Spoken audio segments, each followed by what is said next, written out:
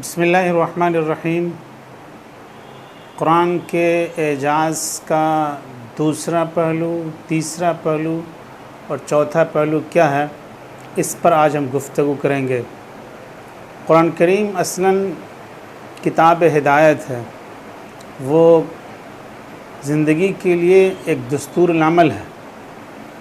قرآن اس لیے نازل نہیں ہوا کہ وہ آسمان اور زمین کی تخلیق کے بارے میں سائنسی نظریہ پیش کرے، انسان کی تخلیق کے بارے میں گفتگو کرے، ستاروں کی حرکات اور سکنات کے بارے میں گفتگو کرے، بلکہ قرآن اس لیے نازل ہوا کہ لوگ اس کو پڑھیں اور اس سے ہدایت حاصل کریں۔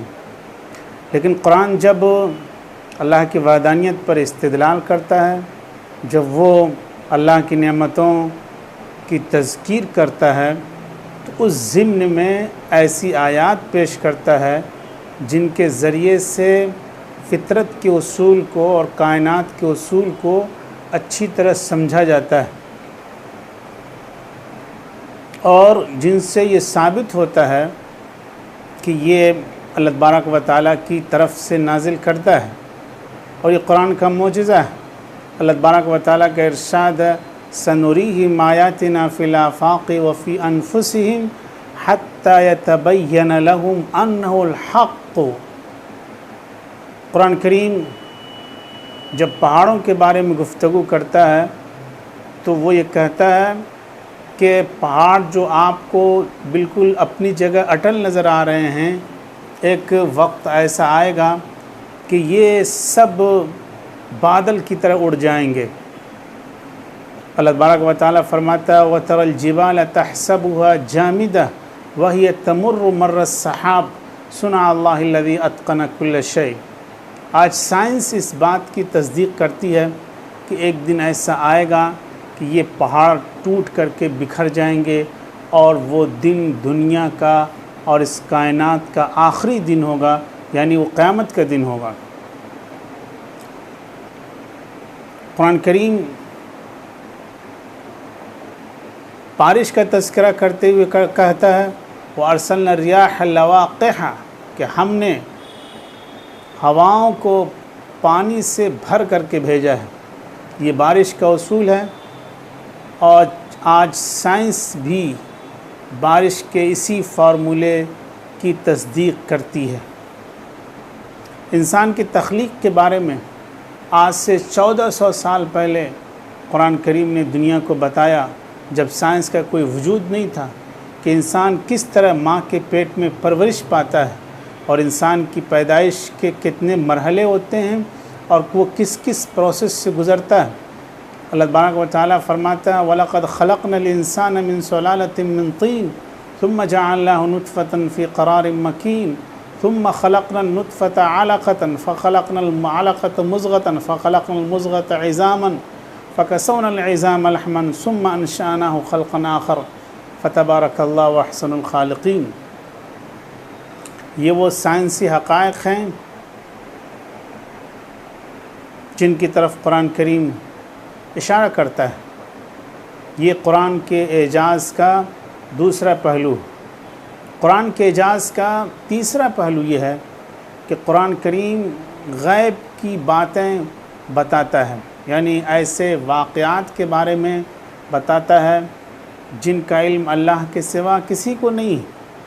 بہت سے واقعات جو پیش آنے والے ہیں یا جو پیش آ چکے ہیں اور ان کا علم کسی کو نہیں ہے، تو آئندہ پیش آنے والے واقعات اور حوادث سے آگاہ کرنا اور ان کے بارے میں خبر دینا، یہ قرآن کریم کے اعجاز کا تیسرا پہلو ہے۔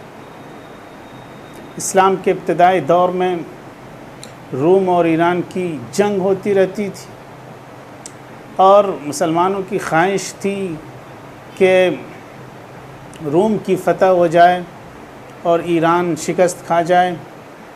لیکن ایک بار روم کی شکست ہو گئی اور ایران کی فتح ہو گئی تو مشرکین میں خوشی کی لہر دوڑ گئی۔ اس موقع پر قرآن کریم کی آیت نازل ہوئی کہ آج روم کی شکست ہوئی ہے لیکن کچھ سالوں کے اندر پھر روم کا غلبہ ہوگا اور روم کی جیت ہوگی، فتح ہوگی، اور ایسا ہی ہوا۔ الف لام میم غلبت الروم فی ادنى الارض وهم من بعد غلبهم سيغلبون فی بضع سنین۔ اسی طرح سے اللہ تبارک و تعالیٰ نے گزشتہ قوموں کے واقعات اور حوادث کا تذکرہ کیا جن کی کوئی نشانی دنیا میں موجود نہیں تھی۔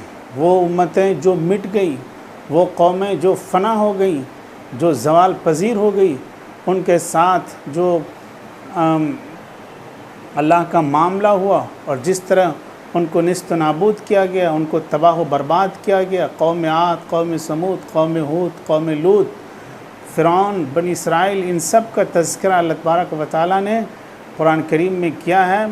یہ اس بات کی دلیل ہے کہ یہ اللہ کی طرف سے نازل کرتا ہے، جس سے کوئی بات چھپی ہوئی نہیں ہے، خواہ وہ آئندہ پیش آنے والی بات ہو یا جو بات ماضی میں پیش آ چکی ہے یا جو حال میں جو کچھ چل رہا ہے، ساری چیزیں اللہ تبارک و تعالیٰ کے سامنے ہیں اور اس سے کوئی بات مخفی نہیں۔ یہ قرآن کے اعجاز کا تیسرا پہلو، غیب کی باتیں بتانا۔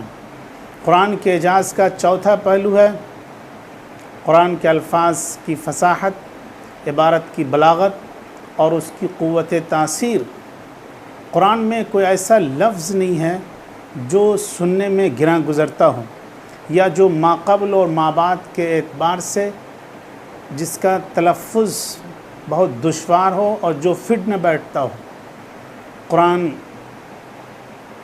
کا ہر لفظ فصاحت کے اعتبار سے نہایت اعلیٰ معیار پر، اور قرآن کی ہر آیت اس طرح فٹ ہے، مقتضائے حال کے مطابق ہے کہ ایسا لگتا ہے کہ اس سے بہتر وہاں پر کوئی اور آیت نہیں ہو سکتی تھی۔ یعنی قرآن کی ہر آیت بلاغت کے اعتبار سے نہایت اعلیٰ معیار پر۔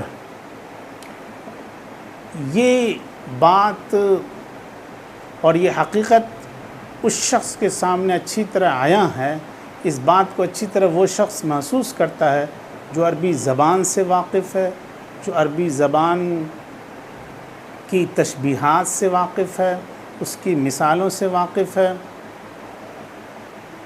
اس کے اسلوب سے واقف ہے، اس کی تشبیہات سے، استعارے سے واقف ہے، تو وہ شخص قرآن کی فصاحت کو، قرآن کی بلاغت کو اچھی طرح محسوس کر سکتا ہے۔ علامہ زمخشری نے اپنی کتاب، اپنی تفسیر الکشاف میں، اور علامہ عبدالقاہر جرجانی نے اپنی کتاب اسرار البلاغہ اور دلائل الاعجاز میں فصاحت و بلاغت کے بہت سے پہلو سے پردہ اٹھایا ہے۔ اور جہاں تک قرآن کی قوت تاثیر کا سوال ہے، قرآن کی اثر انگیزی کا سوال ہے اور دلوں پر اس کی تاثیر کا سوال ہے، تو ہر شخص اس کو اچھی طرح محسوس کر سکتا ہے، اور اس کا اعتراف نہ صرف یہ کہ اپنوں کو ہے، بلکہ جو اسلام کے مخالف ہیں، جو قرآن کے مخالف تھے، انہوں نے بھی اس کا اعتراف کیا ہے۔ ولید بن مغیرہ نے قرآن کی فصاحت کا، قرآن کی بلاغت کا، قرآن کی قوت تاثیر کا اعتراف کرتے ہوئے کہا کہ ان لہ لحلاوۃ وان علیہ لطلاوۃ وان اسفلہ لمغدق وان اعلاہ لمثمر ما یقول هذا بشر والحق ما شہدت بہ الاعداء۔